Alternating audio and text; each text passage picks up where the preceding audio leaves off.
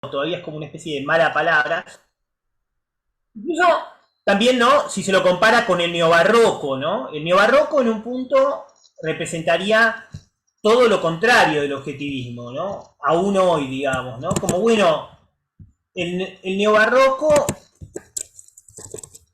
a diferencia del objetivismo, es muy productivo, ¿no? Es prolífico, es muy productivo, es rico, es variado, ¿no? No se lo asocia con lo estéril al neobarroco, ¿no? O como lo, ¿no? Como con lo acotado, lo estéril, ¿no? Y además el neobarroco tuvo muchas lecturas, muchas interpretaciones dentro de la academia, ¿no? Dentro de la universidad. Por ejemplo, de Jorge Panesi, de Nicolás Rosa, ¿no? Críticos importantes, digamos, ¿no? Adrián Cangi también escribió mucho sobre el neobarroco, es otro ensayista.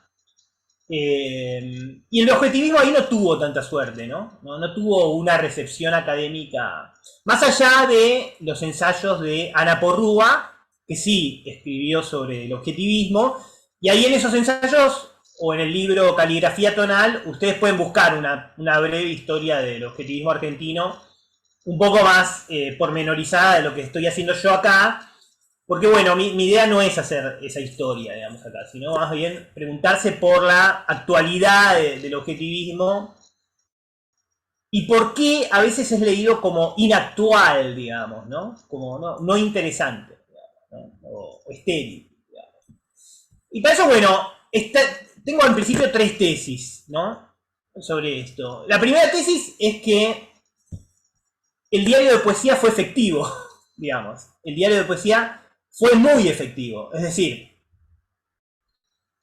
ellos plantearon de alguna forma esta serie de innovaciones dentro de la poesía, escribieron ensayos, artículos, ¿no? Hicieron distintas intervenciones, ¿no? Incluso encontraron sus precursores en Joaquín Giannuzzi, en Juana Vignosi, un poco también en Leónidas Lamborghini.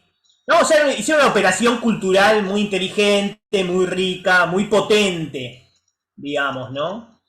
Y eso en un punto les jugó en contra, digamos, ¿no? Porque, o sea, les dio visibilidad, les dio centralidad, ¿no? Lograron instalar una discusión dentro de la poesía y volverse centrales en un punto, ¿no? Convertirse, bueno, en los poetas del diario de poesía, etcétera, ¿no? Los críticos del diario de poesía o lo que fuera, ¿no? El grupo del diario de poesía. Y esto, en términos culturales, quizás es un poco imperdonable, digamos, para la poesía, digamos, ¿no? ¿Por qué? Porque la poesía en general, dentro de la cultura argentina, se supone que tiene que ser algo lateral, marginal, chiquito, minoritario, medio de rincón, digamos, ¿no? O sea, no puede aspirar a ocupar la centralidad. No puede tener su propia producción ensayística, sus propios libros, una revista importante, ¿no? Tener prestigio, tener mucho prestigio, todo eso. Todo eso está como mal visto en cierto punto o se le hace pagar un costo, digamos, ¿no? Es lo que muchas veces se dice, no, bueno, el diario de poesía fue una operación cultural, una operación, ¿no? Como una especie de construcción artificial, etcétera, ¿no? Se entiende, ¿no? Una construcción artificial, una puesta en escena, digamos, ¿no? Una operación de marketing, digamos, ¿no? Una operación institucional, digamos, ¿no? Cuando en realidad lo que fue un proyecto cultural, ¿no? Fue gente que armó una revista y desarrolló ahí una, una propuesta literaria, una serie de lecturas, ¿no? Etcétera. Así que bueno, eso tiene un costo, digamos, ¿no? Haber sido centrales, digamos, ¿no? Haber ocupado cierta centralidad. Luego hay otra cuestión un poco más anecdótica, pero que es como que también explica por qué los objetivistas no tienen, bueno, esta centralidad que de alguna forma buscaron a posteriori, ¿no? No terminan de obtenerla. Y es porque no son tan prolíficos en un punto, ¿no? O sea, al menos dos escritores de los que voy a tratar de referirme más en detalle, García Helder y Taborda, publican poco, publican pocos libros, entonces, bueno, tienen menos visibilidad. Hay otros que publican más, como Samoilovich o Osvaldo Aguirre, que también lo vamos a mencionar. Ya lo mencioné, pero bueno, vamos a referirnos a algunos de sus libros.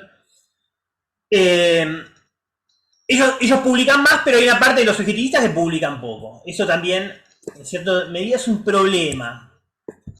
Y después hay otra cuestión que sería como otra tesis que explicaría por qué, bueno, el objetivismo quedó medio como algo que parece superado.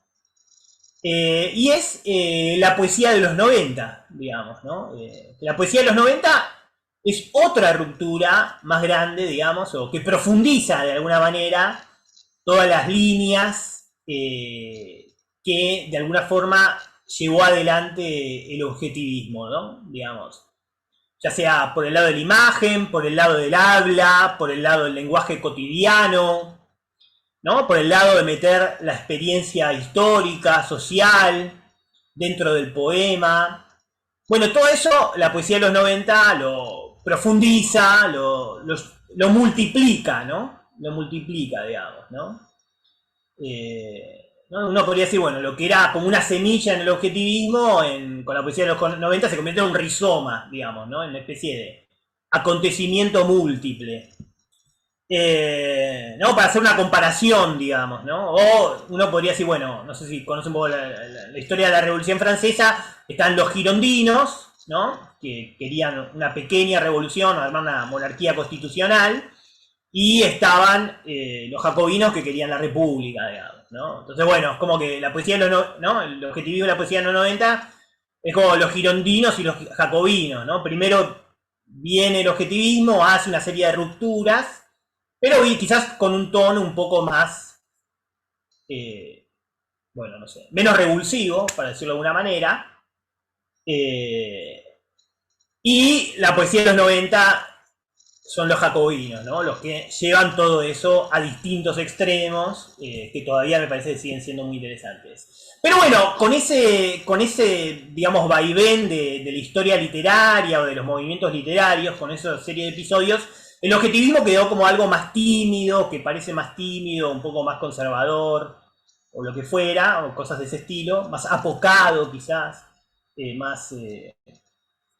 sí, ahora no me acuerdo la palabra, ahora cuál es, pero bueno, más contenido. Pero yo diría que se puede leer la poesía de los 90 a partir del objetivismo, es decir, a partir de un autor clave que reivindican los objetivistas de los 80, que es Ezra Pound, ¿no? Se puede leer la poesía de los 90 a partir de el objetivismo, es decir, a partir de Ezra Pound, ¿no? A partir de el ABC de la lectura, ¿no? Son los objetivistas los que ponen a Ezra Pound, ¿no? Sobre la mesa, ¿no? En la mesa de la discusión, digamos, ¿no? Bueno, ¿cómo vamos a pensar la poesía? Bueno, agarremos Ezra Pound, el ABC de la lectura. Ahí hay una serie de líneas interesantes que tienen que ver un poco con esto que vengo mencionando, ¿no? La imagen, el lenguaje cotidiano, ¿no? Que el verso tenga su propia melodía, ¿no? Que no tiene que tener una estructura métrica predeterminada, bueno, un poco la revolución del verso libre. Y que la poesía, bueno, esto también, ¿no? Puede entrar todo, ¿no? Puede entrar todo, digamos, ¿no? Pound tenía esa idea, todos los temas son válidos para la poesía, incluso la poesía puede no tener temas también, decía Pound. Esa sería una preocupación de la prosa, ¿no? Que la prosa, ¿no? La que tiene que tener ideas es la prosa tiene que tener ideas. La poesía, no. A la poesía le basta con ser novedosa, traer una imagen novedosa, ¿no? O traer un juego de palabras novedoso. Bueno, ese sistema de lectura ya está con el objetivismo planteado, digamos, ¿no? Que los objetivistas no lo llevan al máximo, puede ser, que eso sucede quizás, o que la poesía de los 90 toma ese sistema de lectura y lo expande mucho, sí puede ser, pero ese modo de lectura ya está con los objetivistas, digamos, ¿no? O sea que ahí si bien hay como una radicalización en ese paso del objetivismo a la poesía de los 90, digamos, la poesía de los 90 sigue manejando las mismas coordenadas, ¿no? O utiliza las mismas herramientas para expandir las coordenadas que había más o menos, de ruptura, digamos, que había marcado el objetivismo, ¿no? Ahora, bueno, rápidamente, sí, por si la poesía de los 90, si no conocen o nunca les escucharon hablar de la poesía de los 90, me estoy refiriendo a desde Fabián Casas, Juan Desiderio, Laura Widner, Martín Gambarot, Alejandro Rubio, Sergio Raimondi, Lucía Bianco, Fernanda Laguna, Washington Cucurto, etcétera, etcétera, ¿no? Son varios. Todo eso es la poesía de los 90. Y bueno, sostendría esta idea entonces, ¿no? Que en esa ruptura, digamos, de la poesía de los 90 con el objetivismo, no hay negación. Daniel Durán también, ¿no? Otro autor importante de la poesía de los 90. No hay negación, sino que hay expansión de las coordenadas del objetivismo, digamos, ¿no? Y, digamos, bueno, se pueden agarrar muchos textos de la poesía de los 90 y ver discusiones con el objetivismo pero discusiones literarias, ¿no? Muy, ¿cómo se diría? Muy obsesivas sí, obsesivas sería la palabra. Agudas, intensas. Pero esas coordenadas de ruptura, llamémoslas así, no se niegan, digamos, ¿no? No son negadas. Así que bueno, eso justificaría, digamos, ¿no? Ver al objetivismo como un método de lectura, digamos, una manera de leer la poesía argentina actual, potente, interesante, digamos, ¿no? Y ahora sí, esto se puede comprobar de distintas maneras, ¿no? Esta idea, por lo menos, de que el objetivismo, la ruptura del objetivismo y la ruptura de la poesía de los 90 van en la misma dirección, van a la par en la misma dirección y se retroalimentan, digamos, ¿no?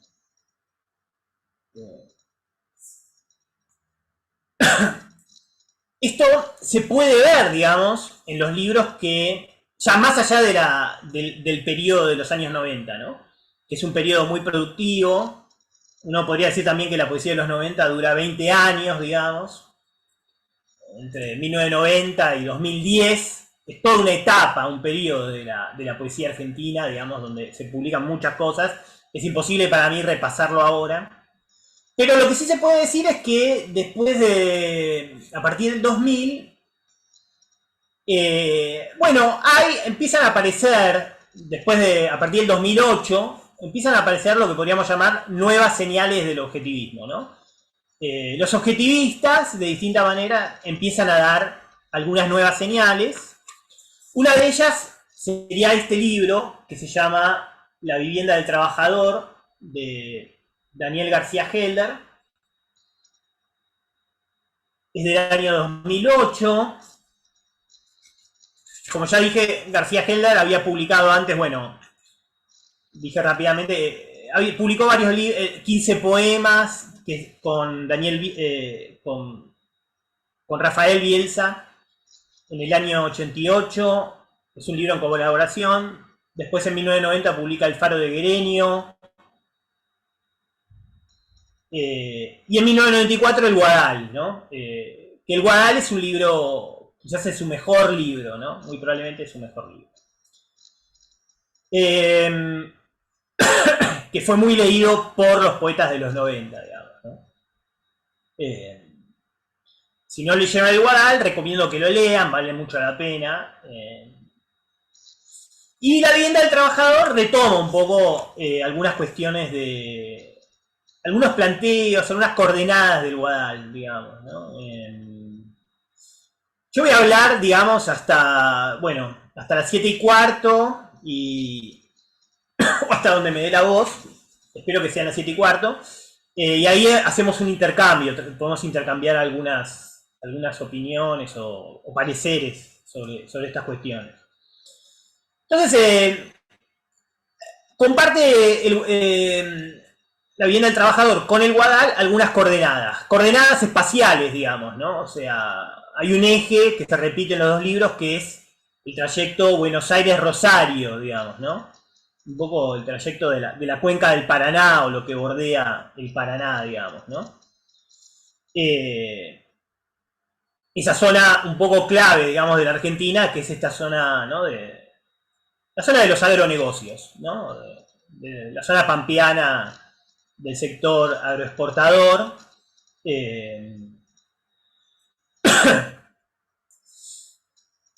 Y el libro, bueno, los dos libros se mueven en esas coordenadas.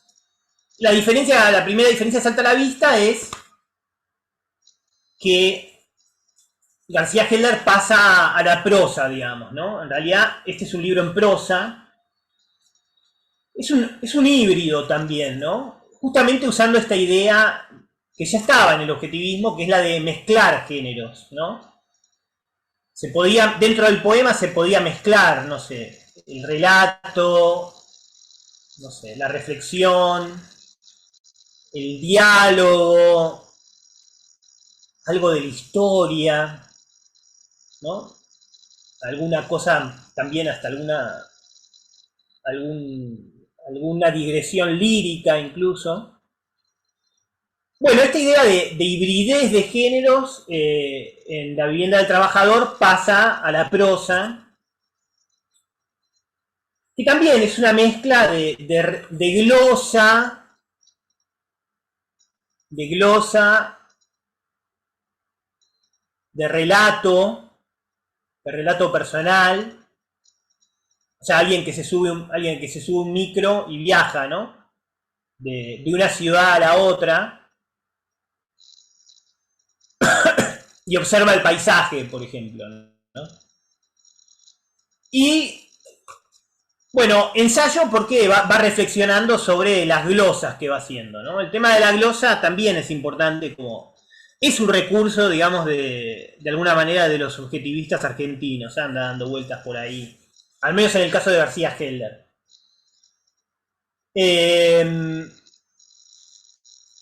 Básicamente, García Helder compra, o el narrador de este libro compra un montón de libros usados sobre Rosario y empieza a comentarlos. Y mientras tanto viaja entre las dos ciudades.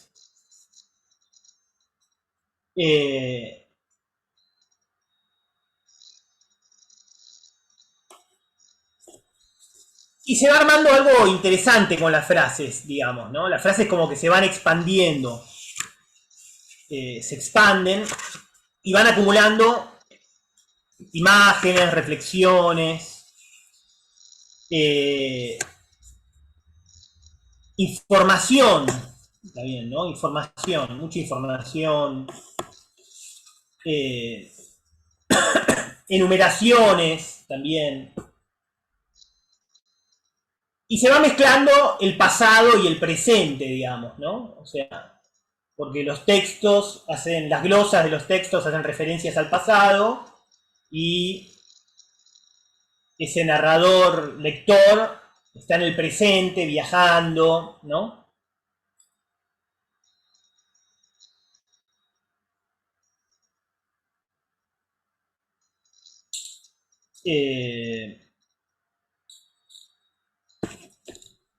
Y se va armando un sistema de frases muy intenso, digamos, ¿no? Intenso y extenso, digamos, ¿no? Las dos cosas.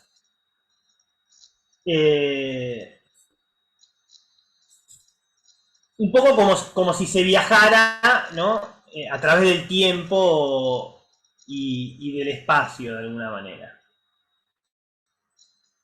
Leo un poquito, un pedacito, para que se den una idea, ¿no? Acá cita a un historiador que se llama Juan Álvarez, ¿no? Dice, Álvarez es terminante. Fue obra de blancos, no de indios, la ocupación y explotación de esta franja de modelado fluvial que se eleva escalonadamente hacia el norte a un ritmo dilatado, casi imperceptible, lo que la vista panorámica, cuando se viaja en primera fila con el asiento reclinado, empieza a ser la insinuación, escala geológica de una monotonía ondulada que vaya llevando gradualmente al sueño. La planicie está subdividida en parcelas de diferentes tamaño y tono. Los perímetros son alambrados, hacen figuras geométricas que encajan entre sí como un tapiz de retazos que fluyen dentro del marco visual. Se pierden por los costados del parabrisas en un relevo constante, parcelas cultivadas, recién cosechadas o en barbecho químico.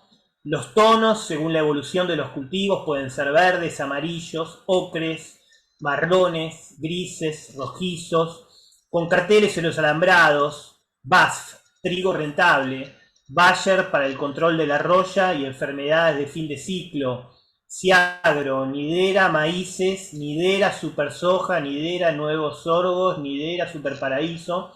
Más arriba carteles grandes, sostenidos por esqueletos metálicos, enterrados dentro de las parcelas, se suceden cada tantos kilómetros como otras tantas señales de la misma persuasión comercial, y pasa de una tarjeta de crédito a ropa deportiva, a un modelo de autos, a mortadera Paladini, a una marca de telefonía celular, a un shampoo para determinado tipo de pelo, a una promo de conexión a internet, camiones haciendo fila en una planta de silos de acero en forma de cono, superficie verde que amarrona hacia el horizonte, vacas negras echadas en un monte de árboles, otras al sol, paradas, cilindros de fardo, forrajeros, parcela con una enfardadora en el preciso momento de soltar un fardo, corral de cerdos, oveja sola, tinglado, chatarra, automotriz, cosechadora con cabina climatizada, máximo confort para el operador,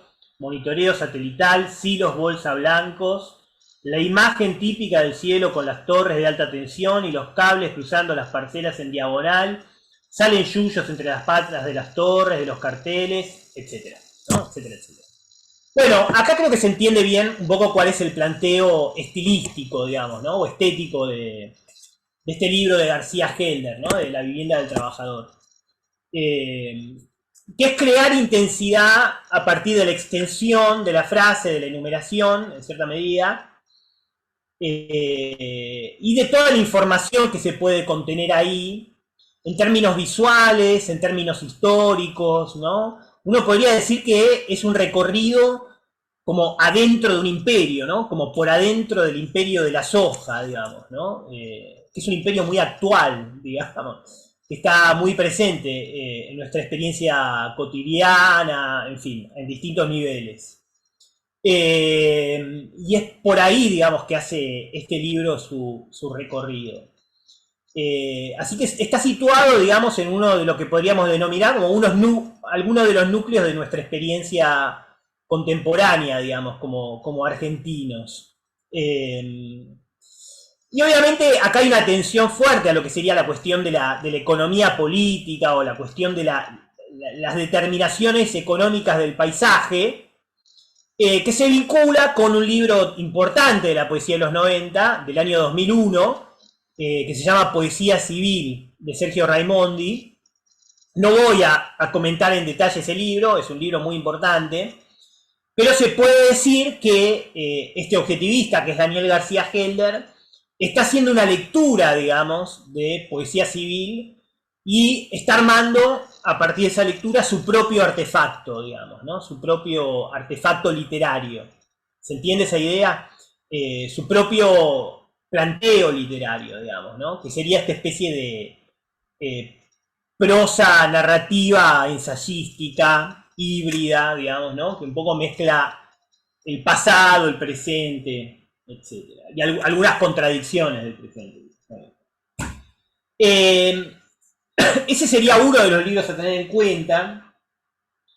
Después, digamos, ahora para como el tiempo va pasando, ahora mencionaría rápidamente a varios autores donde se puede ver la continuidad o la productividad, digamos, del planteo objetivista, ¿no? Uno, bueno, sería el ya mencionado Osvaldo Aguirre, porque Osvaldo Aguirre, después de los 90, publica muchos libros. Es un autor muy prolífico en general, y tiene muchos libros de poesía. si tengo tiempo, lo comento más en detalle, que creo que voy a tener. Luego Taborda, Oscar Taborda, otro de los objetivistas de los 80, en el año 2019 fue esto, 2020, publicó este libro que se llama Su Misión, que también es una extraña prosa narrativa, y si tengo tiempo, ¿no? Un poco como García Helder, ¿no? Pasa del verso a la prosa, pero también retoma muchos de los elementos de las coordenadas del objetivismo, digamos, ¿no? Ahora trataré de detallarlo un poco más. Y después se puede ver también esta continuidad del objetivismo en este libro de Manuel Pérez, que ganó el premio Rapallo de poesía, el premio de una revista de poesía que se publica ahora. El libro se llama, no sé si lo ven, Maples. El libro se llama Maples, como los maples de huevos. Es del año 2021, es muy reciente el libro, o sea, ya estamos en la actualidad. Y también voy a tratar de marcar después cómo retoma algunas coordenadas del objetivismo.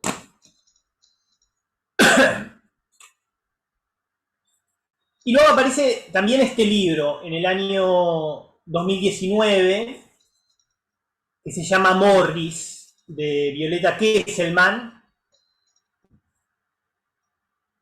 que también retoma coordenadas del objetivismo, y donde se puede decir, bueno, hay una lectura muy intensa del Guadal, digamos, ¿no? Del Guadal y de la vivienda del trabajador, ¿no? El libro que acabo de comentar, digamos, ¿no? La vivienda del trabajador.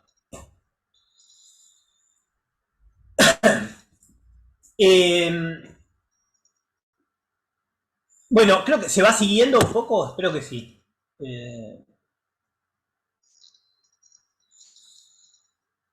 Entonces, el objetivismo no está muerto, digamos, en un punto.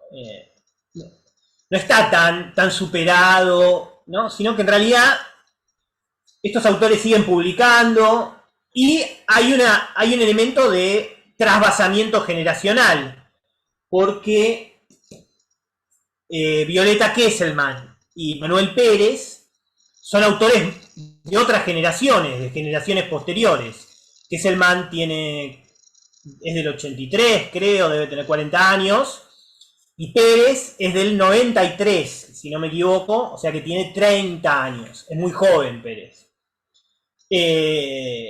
O sea que hay, además de que los objetivistas de los 80 siguen publicando, y parece que están publicando libros interesantes o novedosos,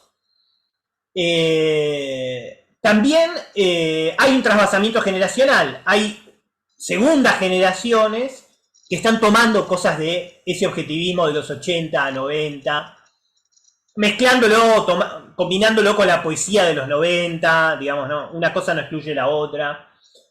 Pero están esas coordenadas del objetivismo, digamos, ¿no? Esas apuestas del objetivismo. Si entendemos que la literatura es una apuesta, bueno, esas apuestas están. En el caso de Aguirre, bueno, como ya dije, publica mucho, es muy prolífico, publica de todo realmente, o sea, publica crónica, bueno, narrativa policial, más que crónica, investigaciones periodísticas, y además publica poesía, ¿no? Publica bastante poesía. Yo acá, digamos, agarré 3 libros, digamos, nada más. No los voy a comentar a todos en detalle. Quizás leo algo de alguno. Este se llama Lengua Natal. Este se llama Tierra en el Aire. Y este se llama 1864. Son libros publicados, Tierra Natal es del 2006. Tierra en el Aire es del 2010. Y este, que es el último, que obtuvo un premio también de poesía,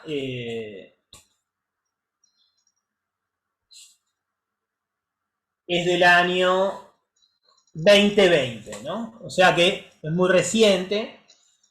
Y en el caso de Aguirre lo que tenemos sería una posición muy personal, muy particular, digamos, dentro de lo que sería toda esta serie de rupturas que van marcando el objetivismo y la poesía de los 90, porque, bueno, él tiene un ensayo que se llama, bueno, La tradición de los marginales. El ensayo se llama así y está en este libro, ¿no? El ensayo se llama La tradición de los marginales, no sé si se ve, bueno, y está en este libro, se llama La tradición de los marginales. Y él ahí trata de como elaborar una poética, digamos, regionalista, que un poco trata de tomar distancia de lo que serían las voces urbanas, digamos, ¿no? Y algunos temas de la poesía de los 90 y del objetivismo, ¿no? Trata de desarrollar una poética regionalista muy centrada en una zona también de la provincia de Santa Fe. Ahora no recuerdo exactamente dónde, pero bueno, es más o menos la misma zona geográfica, digamos, ¿no? La zona del cultivo de soja en el sur de la provincia, cerca de Rosario, etc. Eh, sí, cerca de Rosario. Eh, y es una poesía, ¿no? Una poética regionalista, una poesía rural, digamos, ¿no? Que en todos sus libros lo que se describe es la vida rural, la actividad del campo, la vida en el campo, el trabajo en el campo, con todas sus minucias, anécdotas, eh, con un tono que trata de emular, digamos, ¿no? Como el oído, digamos, ¿no? Sí, de una poesía campera, ¿no? Casi cercano a la gauchesca en un punto, pero no es gauchesca, digamos, ¿no? No es gauchesca. ¿No? Como un oído cercano a una poesía más a las voces de la ruralidad, digamos, ¿no? Lo que podrían ser las voces del campo. Pero bueno, es las voces de un campo real, ¿no? No de un campo idealizado, ¿no? Es el campo, bueno, el campo, donde hace frío, ladran los perros, las máquinas se rompen, los peones eh, sí, los peones no me acuerdo ahora, los patrones, el trabajador del campo putea, dice malas palabras, en fin. Y al mismo tiempo hay otro elemento ahí que sería, digamos, ¿no? Todas estas escenas, estas situaciones muchas veces están presentadas desde el punto de vista de la rememoración, ¿no? La rememoración, ¿no? Es todo, la vida en el campo en realidad es como un recordar permanente, digamos, ¿no? No sería la línea pasado, presente, futuro, sino que uno en la rutina del campo, en el movimiento dentro de la vida rural, todo el tiempo está encontrándose o reencontrándose con un momento del pasado, digamos, ¿no? De alguna manera. Con un recuerdo del pasado, ¿no? Creo que hay en alguno de sus libros aparece esa idea de que, bueno, uno seguía en determinado camino, no con un mapa, sino con la memoria, digamos, ¿no? Con la memoria que tiene de ese camino, etc. Pero bueno, esto para caracterizar en términos generales la poesía de Aguirre. Eh, quizás, obviamente se podría entrar más en detalles, pero bueno. Lo que predomina entonces es el tono, lo narrativo, digamos, ¿no? Esto también es importante. Son relatos, perdón, son poemas pensados ¿no? Con una estructura, con un eje narrativo, ¿no? Porque se describen actividades, se rememoran situaciones, etc. Y lo que quizás me parece que Aguirre va profundizando en estos libros, ya estaba, digamos, en la trilogía de él de la década de los 90 en El campo, ya estaba ese elemento, pero es la cuestión de la oralidad, digamos, ¿no? La oralidad cada vez está más presente en, en la poesía de Aguirre. Uno podría decir, bueno, esto es parte de algo que ya estaba un poco en el objetivismo, en el planteo del objetivismo, esto de, bueno, que el habla entre en el poema. Sabemos que la poesía de los 90 lo radicaliza, ¿no? O sea, el habla entra de maneras muy distintas, que ahora no, o bastante distintas, que no podemos repasar acá. Crea distintos objetos, digamos, ¿no? Crea distintos artefactos poéticos, el habla en la poesía de los 90.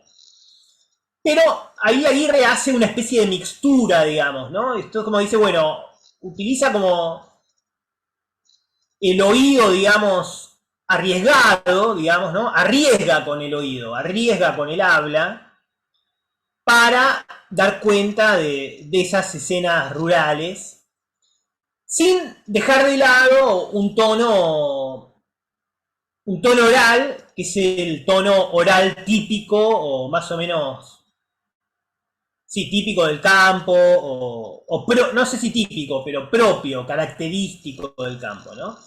O sea, hay experimentación con el habla en Aguirre, pero al mismo tiempo esa experimentación está de alguna forma desarrollada o desplegada, buscando un poco las voces del campo, digamos, ¿no? Dejándose llevar por las voces características del campo, ¿no? Que están ligadas a la actividad rural, a la experiencia de la ruralidad, digamos, ¿no?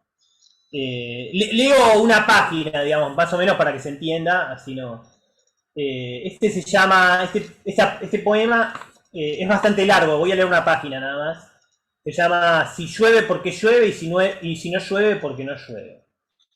Contaba días y días sin lluvia y no quería otra charla en la mesa, no escuchaba nada, nada daba tanta lástima como el girasol en la tierra agrietada, los animales asados, el gran desquicio que era el campo. Si aparecía una nube, el viento cagando de raje y encima los charlatanes del servicio meteorológico que estaba pronosticado grandes masas de aire y tormentas eléctricas. Marcaba fecha y monto de la última con cerita celeste en el almanaque, pero haciendo cuentas no sacaba para problemas. Sin cosecha a fin de abril, sin pastura, sin rastrojos, los comerían los piojos. Hacía amargado cuando sintió el ruido en el techo de chapa, los pasos de un bailarín cada vez más rápido y en las ventanas, una sobre otra, gotas parecidas a monedas. Apenas un chaparrón, pero se hizo la luna y la tormenta igual que si alguien o la hubiera llamado, igual como si alguien la hubiera llamado, o las nubes rondaban casa, el potrero de fuego, el molino. Amaneció y la lluvia con todo, era un diluvio. Parecía componer, yo decía que iba a componer en la siesta y vino más fuerte el patio y allá, el campo donde uno se pusiera a mirar y allá, cosa de locos, desgracia, el girasol pasado por agua, los animales sin dónde echarse, las gallinas en el nogal asustadas, no veía la hora de que al sol, y si querían distraerlo se ponían ciegos, nadie era capaz de ganarle, a porfiado mejor callarse, cambiar de tema hasta que dejaba la cabecera para llevar las sobras de la mesa, la grasa, los huesos, a la sombra del paraíso donde los perros se juntaban y le hacían fiestas. Bueno, es muy bueno, no sé si vieron cómo describe la lluvia, digamos, ¿no? Con una imagen, así amargado cuando sintió el ruido en el techo de chapa, los pasos de un bailarín cada vez más rápido y en las ventanas, una sobre otra, gotas parecidas a monedas, ¿no? Es una muy buena descripción de la lluvia, digamos, ¿no? Está hecha un poco con el oído, pero el oído está traduciendo a imagen eso, ¿no? Sintió el ruido en el techo de la chapa, Los pasos de un bailarín. Es muy buena.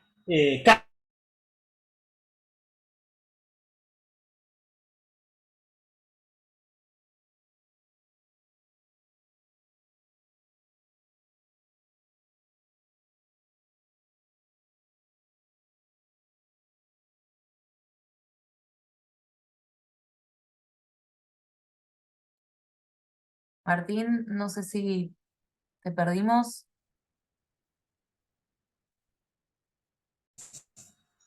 ¿Se entiende eso? Lo que queda es una transmisión interesante de esa experiencia rural, digamos, ¿no? Y uno podría decir, bueno, es contemporánea, suena contemporánea. No, no suena a la contemporaneidad urbana, pero suena a una parte de nuestro presente, digamos, que quizás no es el que está circulando más diariamente o en el discurso de los medios o en el discurso literario, digamos, ¿no? Eh, eh, Así que bueno, cumple un cometido del programa objetivista que es experiencia, ¿no? Una experiencia actual, digamos, ¿no? En la transmisión de esa experiencia. O está innovando algo con el oído y con las imágenes, ¿no? Está creando algo con el oído y con las imágenes. Eh, bueno, ahora aceleraría un poco brutalmente, porque se hace demasiado largo quizás. Eh,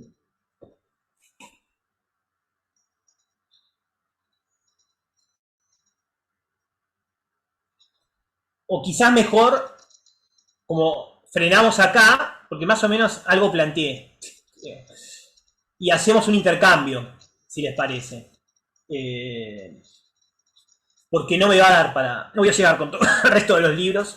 Eh, no sé si están de acuerdo. O si quieren escuchar más, sigo un poco más.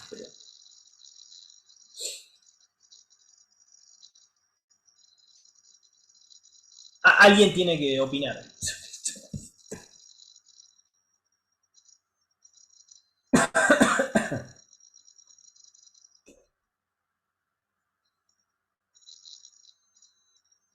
Bueno, yo diría que hagamos un intercambio entonces. Hagamos un intercambio. Si quieren me preguntan por los otros libros y me meto más en esos libros.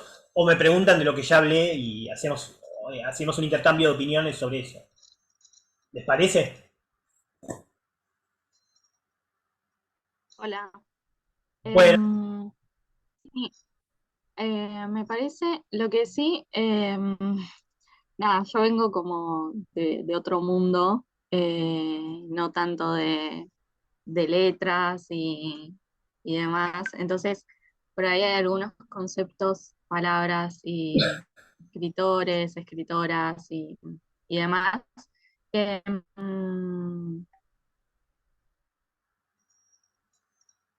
que nada, que me los anoté para después investigar un poco libros, eso me pareció okay. como muy interesante también.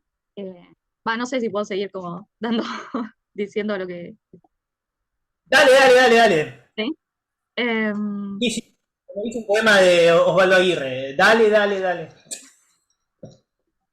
eh, eh, eh, nada, Escuchando me bien. parece interesante esto del objetivismo porque la verdad es que yo empecé a escribir poesía, y, pero como de manera muy artesanal, ¿no? Muy sin investigar tanto, sin profundizar tanto en lo más técnico por ahí o en las diferentes formas de pensar, de escribir, de transitar, de leer la poesía. Y nada, esta charla me sirvió un montón como un punto de partida, ¿no? Para profundizar en esa área y poder de alguna manera, yo uso mucho la palabra perfeccionar, pero no sé si es la mejor palabra para definir esto, capaz ir mejorando o ir nutriéndome eh, para poder escribir. y expresar y transmitir la poesía que escribo de diferentes maneras, ¿no? Según también el público a quien va dirigido y poder tener esa flexibilidad. eh, Nada, me parece interesante. Traigo esto porque eh, yo escribo en la cooperativa La Garganta Poderosa, sobre todo los domingos que salen los poemas. Y que bueno, nada, partimos de la base de que bueno, cualquier persona puede escribir y generalmente cualquier cosa puede ser poesía, si bien le damos ahí como correcciones gramaticales, em, nada, cualquier vecino, cualquier vecina puede armar una poesía y la comunicamos, sobre todo porque son cuestiones de los territorios que por ahí,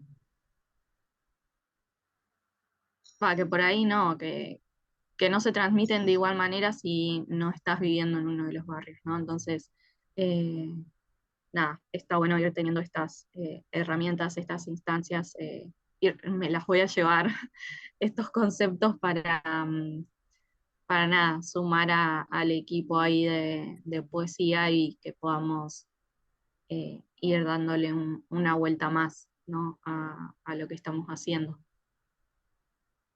Claro, digamos, esto me parece bastante pertinente, digamos, lo que señalás, en el sentido de que también, si uno ve, no sé, a los escritores del diario de poesía, en términos, lo mira desde afuera, bueno, parecen tipos muy cultos, medio una elite, un poco cerrada, todo eso.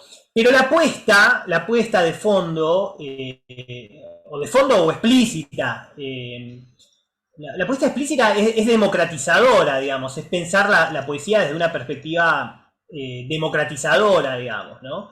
Y a Pound lo leen como un ensayista con una idea democrática de la poesía, digamos, ¿no? Con una teoría democrática de la poesía. Básicamente lo que dice Pound, bueno, son dos, o sea, en el ABC de la lectura, son dos o tres cosas. Digamos, la más importante es, bueno, la poesía tiene que ser novedad, digamos, ¿no? Tiene que ser algo nuevo. Porque si no, las formas, sí, las formas convencionales de la lengua, digamos, ¿no?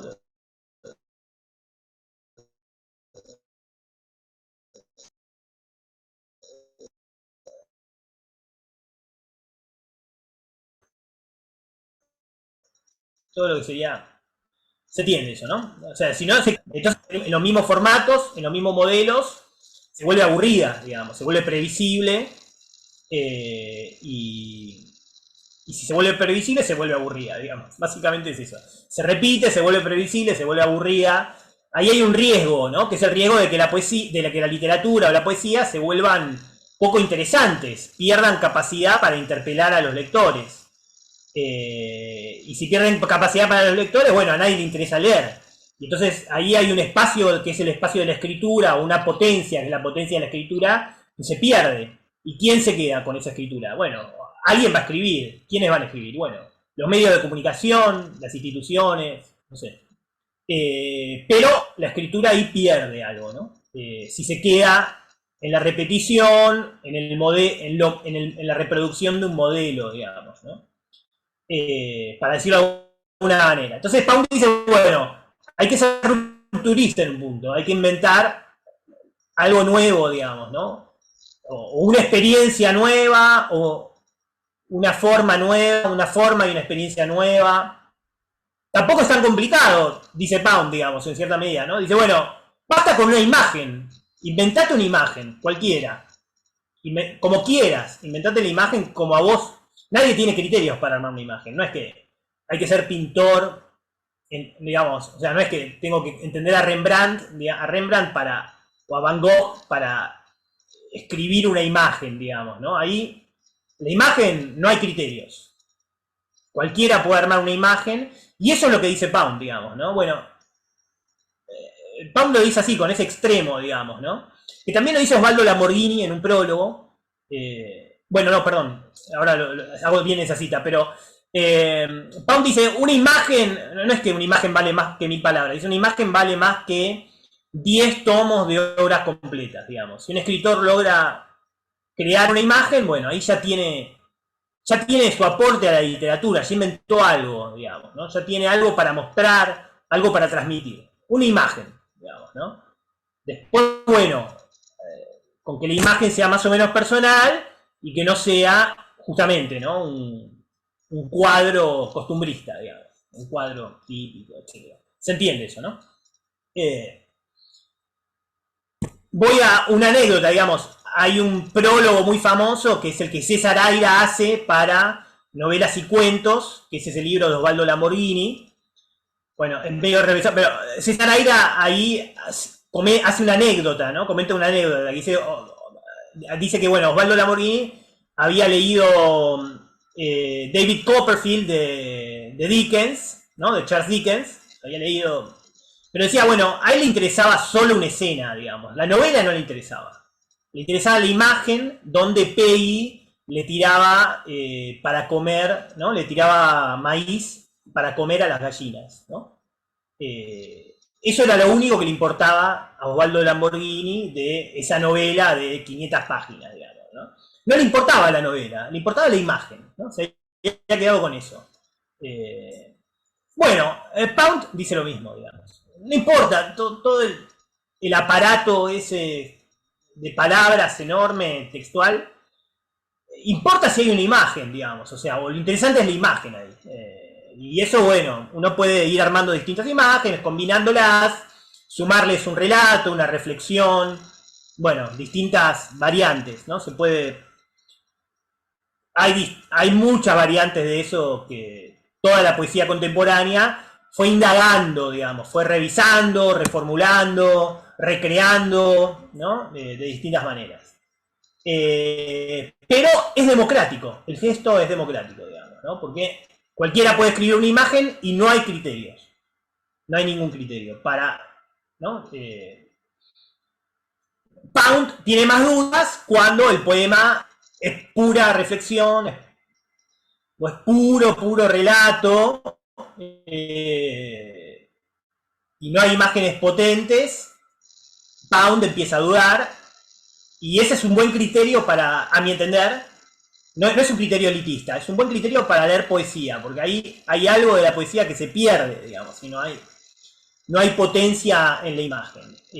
Como vimos un poco recién ahora, cuando leía lo de Aguirre, la imagen va dinamizando todo, digamos, ¿no? O sea, también va generando relato, va generando ritmo, va generando rima, va generando melodía, va metiendo palabras, léxico, va metiendo experiencia. Es un tema importante, es un criterio importante para leer poesía, digamos. Y lo que se trata es de buscar un poco lo poético, ¿no? Que es también el lugar donde el lenguaje arriesga, digamos, ¿no? La poesía, lo poético es el lugar donde, bueno, el lenguaje indaga, ¿no? Indaga sobre sus posibilidades, explora sus posibilidades.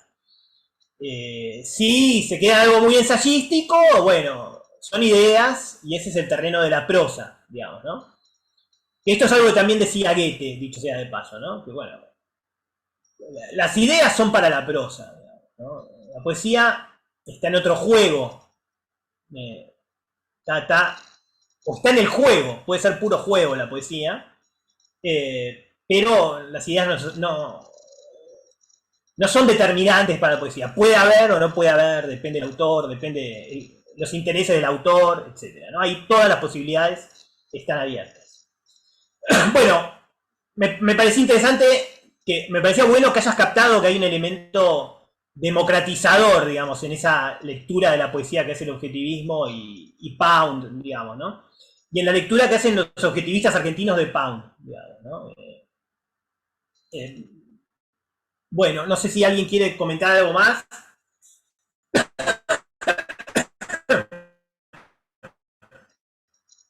Podemos seguir. intercambiando opiniones, tampoco es que hay que preguntar nada.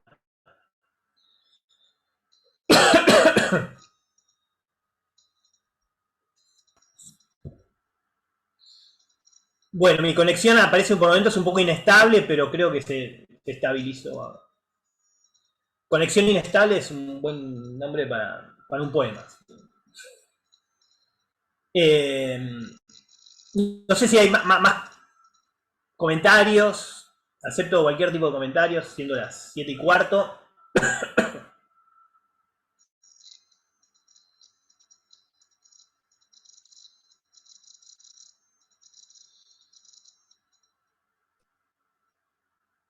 Martín, yo hace un rato dijiste que la literatura era una apuesta y hace un ratito también hiciste una referencia tipo así, también como apostar. Entonces la pregunta es, por- ¿a vos te parece que el objetivismo argentino es una apuesta que se ganó? Y en caso de que sí, ¿por qué? O sea, por esto de que se volvió masivo, prolífico, el diario La Poesía que se extendió durante bastante tiempo. Eh, no, digamos, serían como dos planos distintos, digamos. Yo creo que la apuesta literaria del objetivismo sigue siendo productiva, digamos. La idea de la charla es mostrar un poco la productividad de esa apuesta, digamos, ¿no? Eh, Incluso eso, su carácter democratizador en términos de cómo se entiende la poesía, digamos, o la literatura. La poesía en particular. Y otra cosa es, bueno, lo que sería en las... ¿cómo se diría? El destino, digamos, ¿no? O la recepción del objetivismo dentro de la cultura argentina, cómo ha sido leído, cómo es entendido, o cómo es considerado en la actualidad, digamos, ¿no? Incluso la propia palabra objetivismo, que bueno, puede parecer un poco pretenciosa, un poquito técnica o, no sé, o sofisticada, pero es una palabra que vale poner en valor porque hay una línea de la poesía argentina que ha hecho mucho, digamos, con esa serie de apuestas, con esas coordenadas, digamos, ¿no? O sea, ya se puede ver que son muchos libros, digamos. Y al mismo tiempo, bueno, también armaron, ¿no? Su sistema de precursores. Y uno puede decir, bueno, en Juan José Saer están las mismas preocupaciones, de alguna forma, del objetivismo. Ya en el hecho mismo, ¿no? De mezcla, ¿no? Un poco la poesía, digamos, es un lector de poesía, ¿no? Un lector de Juan L. Ortiz, ¿no? Mezcla la poesía y el relato, ¿no? Le preocupa la cuestión de la imagen, le preocupa la cuestión del territorio, ¿no? De que, bueno, de que la literatura debe dar cuenta de un espacio específico, digamos, ¿no? Que tiene que estar conectada a un territorio, un espacio específico, a una circunstancia histórica, ¿no? No puede estar tampoco demasiado alejada de eso, digamos. Saer comparte esa idea, no sé, Joaquín Giannuzzi también, Juana Vignosi también. Bueno, otro sería Alberto Girri. Y bueno, todos los autores que recién acabo de mencionar. eh, con esta novedad, digamos, por ejemplo, ahora mencionaría rápidamente Maples de Manuel Pérez, este chico de 30 años que escribió este libro que toma el concepto de Maple, ¿no? Es un libro conceptual este. El Maple de huevos, ¿no? Entonces, ¿qué arma? Arma estas, no sé si se ve bien, pero las estrofas están pensadas con la estructura de un maple de huevos, ¿no? O sea, todo el libro es así, ¿no? Todo el libro. Y lo que hace en este libro es reflexionar sobre el huevo, digamos, ¿no? Es un libro de, bueno, 63 páginas, digamos, ¿no? Habría que multiplicar, bueno, 6 por 63, no sé cuántas estrofas son. 6 por 3, 18, me llevo una. Eh,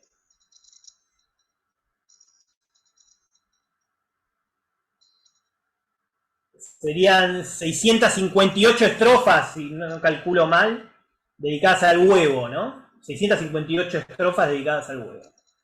Y ahí explora muchas posibilidades, digamos, ¿no? Sobre todo la posibilidad del absurdo, ¿no? Del sinsentido, ¿no? Del ridículo, de lo prosaico también, ¿no? De lo prosaico, digamos. Para nombrar algunas cuestiones, ¿no? O sea que también se podría decir, bueno, este es un texto objetivista que avanza por el lado del absurdo, ¿no? Escrito por un autor muy, muy joven, ¿no? Es el primer libro de este autor. Y es una novedad para la poesía argentina, ¿no? O sea, arma un artefacto nuevo, ¿no? Tiene sus imágenes también, arma versos raros, ¿no? Quizás la potencia del libro está más en la estrofa, ¿no? La estrofa es como la unidad, digamos, ¿no? Como el maple de huevos, pero es la unidad, digamos, un poco de sentido y de forma del libro, digamos, donde es más potente, digamos, ¿no? No al nivel del verso.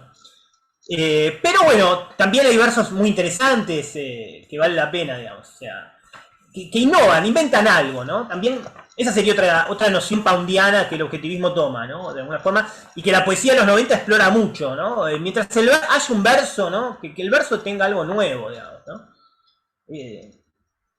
Eso también vale, digamos, ¿no?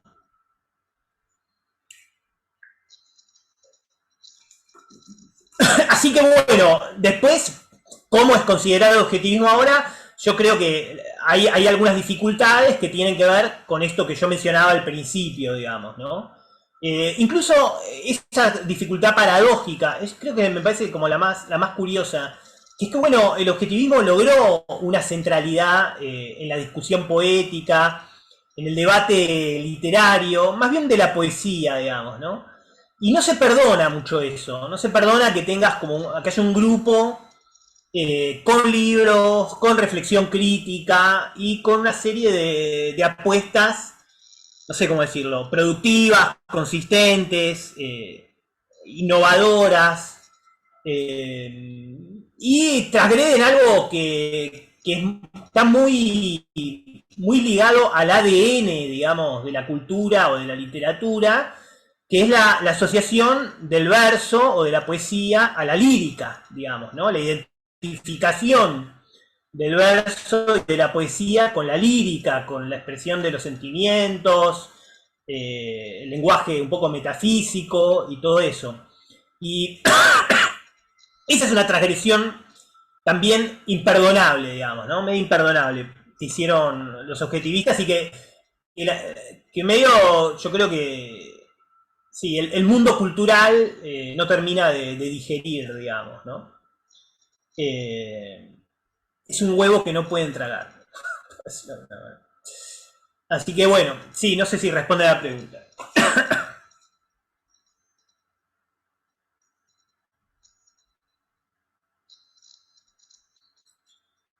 ¿Qué más? ¿Algún aporte más o comentario, opinión?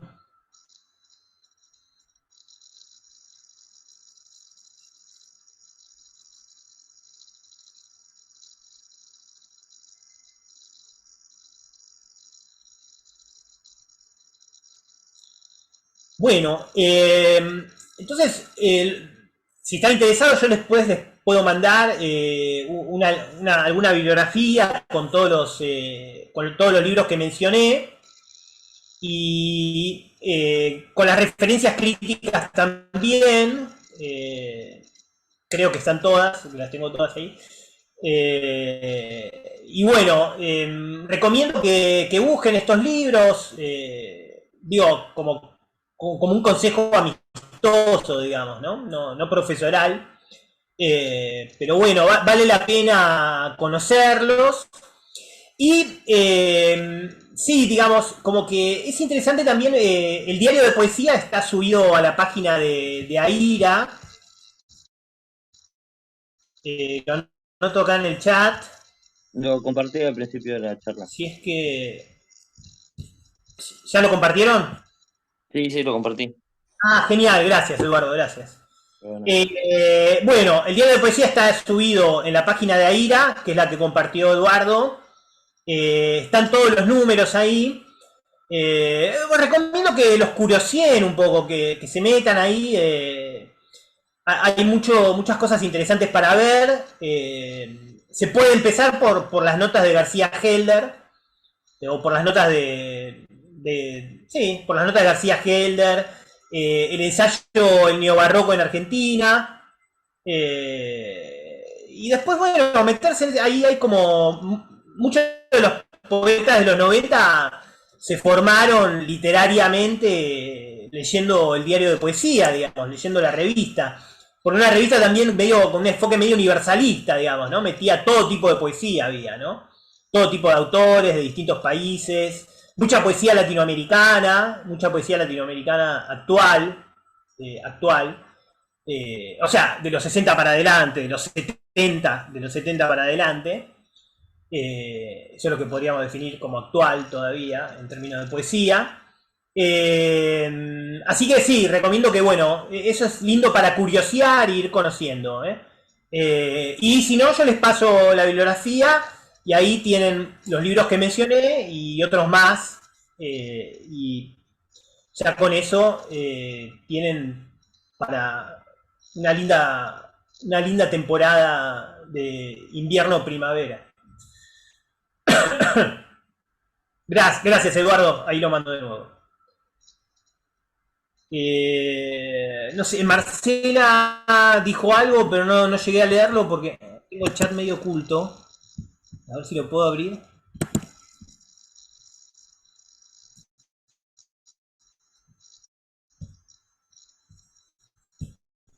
Ok. Bueno, agradecimiento. Bueno, muchas gracias, Marcela. Es verdad que no son muy conocidos, vale la pena mencionarlos. Pregunta Entonces. al margen. ¿Cómo te llegan estos libros? ¿O Sí. cómo los encontrás? ¿O cómo coincidís con estos libros no tan conocidos? Bueno, no sé bien. A veces por comentarios de algunas personas cercanas.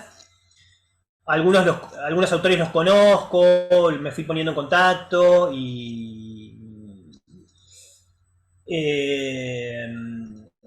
más bien leyendo revistas culturales, digamos. Siempre fue por el lado de las revistas culturales. Diría en términos generales que fue así. O sea, a decir verdad, la universidad, o la universidad de la que yo vengo, la que yo me formé, que es la carrera de letras de la UBA, no le da bolilla a la poesía, no le presta atención a la poesía, así que por ahí no me voy a enterar nunca. Pero lo que sí sucedió es que empecé a leer más revistas culturales y contactándome con críticos, con escritores. Fui conociendo a los autores y bueno, hay un punto de armás el mapa, digamos, y ya detectás el diario de poesía y entendés que se ve que tiene cierta importancia, que es medio clave. Ya a partir de ahí todo lo demás se va armando de a poco, digamos, ¿no? Y bueno, y después me parece que es interesante leer mucha poesía actual, digamos, en general, digamos, ¿no? Leer mucha poesía actual y hacerlo con un criterio, digamos, ¿no? Tratar de elaborar un criterio propio, ¿no? Un criterio propio con un poco de coraje, digamos, ¿no? Como animándose a opinar, diciendo, bueno, ¿dónde está lo interesante, ¿no? ¿Dónde está lo interesante de la poesía actual? Porque no todo es interesante, digamos, o sea, o hay muchas cosas interesantes, otras no. Hay un verso interesante y el poema no lo es, o hay un poema interesante y el libro no lo es, y así, digamos. O sea que, digamos, bueno, ahí sería una combinación de ir más por el lado de las revistas culturales, que ya no existen tanto, eso es un tema, y después leer mucha poesía contemporánea y ir animándose un poco a desarrollar un criterio, ¿no? O a juzgar, para usar una palabra más fuerte, pero un criterio, pero de manera argumentada, ¿no? Una opinión como sostenida, digamos, ¿no? ¿Aporta algo o no aporta algo? ¿Me transmite una experiencia nueva? ¿No? O sea, todo este juego, digamos, ¿no? Que es el juego de la lectura de poesía, de la lectura de literatura también, ¿no? Me parece que es un poco por ahí. Pero bueno, la revista Rapalo ahora edita mucha poesía latinoamericana actual. También pueden buscar por ahí la revista Rapalo. Eh, eh, así que no sé si responde a la pregunta. Pues claro que responde. De hecho es algo... Espera, prendo la cámara. Estoy con el teléfono. Rompí la computadora en el final. No la puedo arreglar más.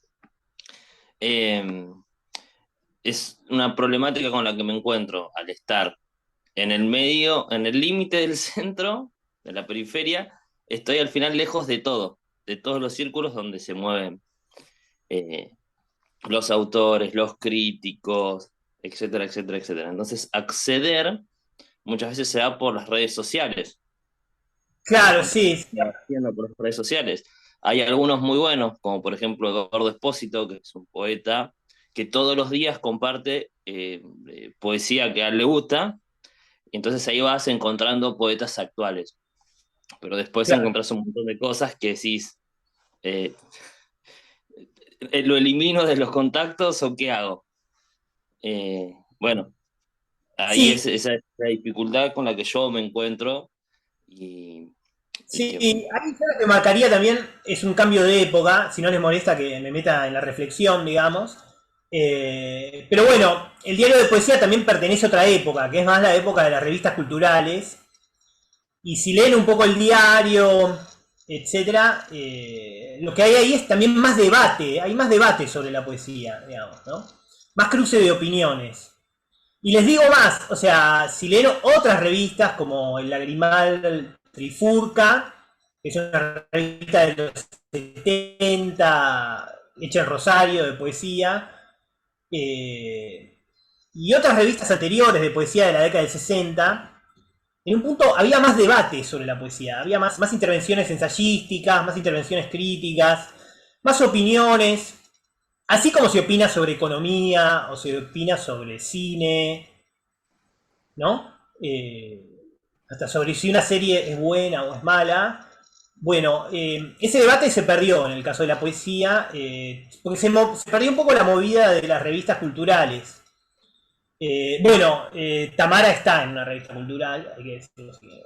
Tampoco es que desapareció, están, pero en general está, me parece, predominando mucho la idea de la difusión, ¿no? Todo es la difusión vía redes, etcétera. Y la energía un poco del debate cultural ahí, a mi entender, se pierde un poco. El cruce de opiniones, digamos, ¿no? Que no tiene que ser tampoco... Puede ser polémico o puede ser más en una expresión de desacuerdo, digamos, ¿no? No necesariamente tiene que ser una cosa... pero hay algo interesante ahí que es la posibilidad de argumentar, digamos, ¿no? Como el debate, uno piensa que, bueno, eh, o se supone que la cultura es un lugar plural donde hay debates. Bueno, eh, así como se argumenta sobre economía, ¿por qué no argumentar sobre poesía, digamos? ¿No? Como así. Y más o menos a veces creo que se argumenta sobre cine. No sé si mucho, pero se trata de argumentar algo. Pero bueno, se pueden elaborar argumentos sobre la poesía también. Eh,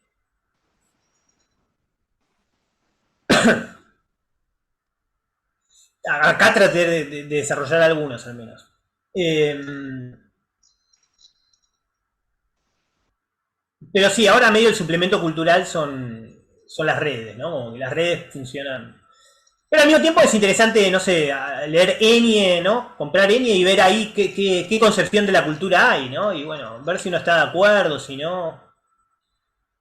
Ahí uno puede empezar a hacerse preguntas también. ¿A qué se le da valor? ¿A qué se le quita valor? ¿Qué entra y qué no entra, ¿no? ¿Qué se incluye y qué se excluye? Eh, no leo la eh, N desde, no tenía canas. Desde que fui la última vez a mi médico de cabecera donde vivía antes. Y lo único que encontraba bueno en la N eran los relatitos ah, de los niños. Me parecía lo más literario que había ahí, que eran como microrelatos.